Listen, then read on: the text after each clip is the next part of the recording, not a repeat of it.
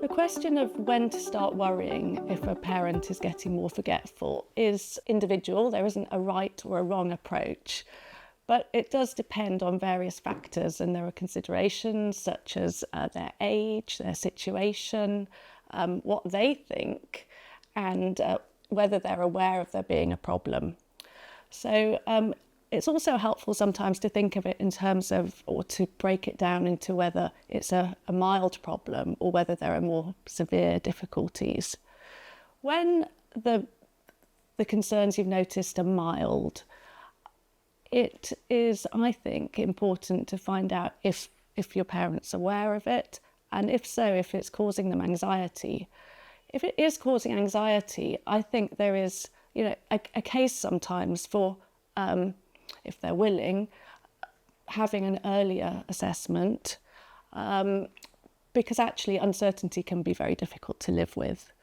But if you're going to do that, it's important to make sure that they understand that the outcome of the assessment might lead to them having a diagnosis of dementia, and how they feel they would live with that.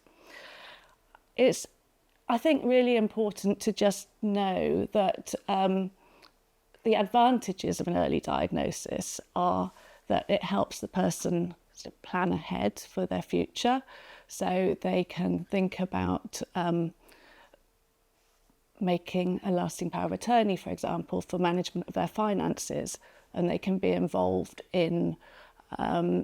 thinking about what kind of care they might want when the dementia progresses and they're no longer able to look after themselves.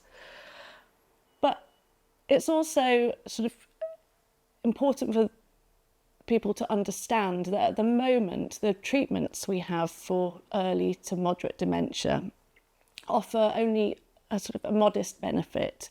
and ultimately they don't change the progression, or they don't stop the dementia progressing. There isn't a hugely compelling case at the moment for early diagnosis to start treatment earlier. That said, there are some new, people may have heard of some new disease-modifying treatments for dementia. We're in the very sort of early stages of them. We're hoping that this marks a change or the start of a change in the way that we can treat dementia. And when we get to that point, there will be a much more compelling case for early diagnosis, because you would want to start treatment at a very early stage to hopefully prevent the dementia progressing.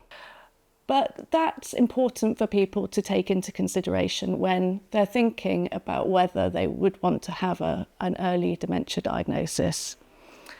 I think the approach is different with more significant cognitive difficulties. So if you were worried that your parents' cognitive difficulties were impacting on their functioning and their ability to live safely, then the situation might be quite different. So if you noticed that they were starting to self-neglect, or there were concerns about safety in the house, in the kitchen, or leaving the front door open, or missing appointments, or getting muddled up with medication, then I think there starts to be a clearer case for getting involved. Again, I would always say that you need to try to involve the person, your parent, in that discussion. But unfortunately, by definition, sometimes people don't, not by definition, but people don't always realise that they have these cognitive difficulties, so they don't have an awareness into their symptoms and might be quite resistant to getting help. It's always difficult to do things against a loved one's wishes, but I think once there start to be risks associated with the condition, then you may cross a line from where you're wondering if you can persuade them to get help, to where you might decide that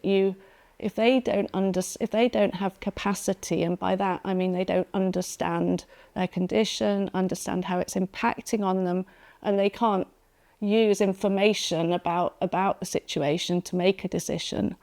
So if they lack that capacity, you might decide that you need to go ahead and arrange help in their best interests. I think that and we have something called the Mental Capacity Act, which allows you to do that and allows you to act in someone's best interests when they can't make decisions for themselves. The other thing I would say about dementia, and this is usually with a sort of a dementia more moderate to severe or moderate to advanced dementia, although in some cases it can be the presenting features as well, but when there are behavioural and psychological symptoms of dementia, and by that I mean symptoms such as low mood or agitation, aggression, personality change, sometimes hallucinations, then these are really distressing symptoms which are part of a dementia and can be treated. And I think it's important to seek help for those symptoms, which often the person will have no awareness of, but important to do that in their best interests.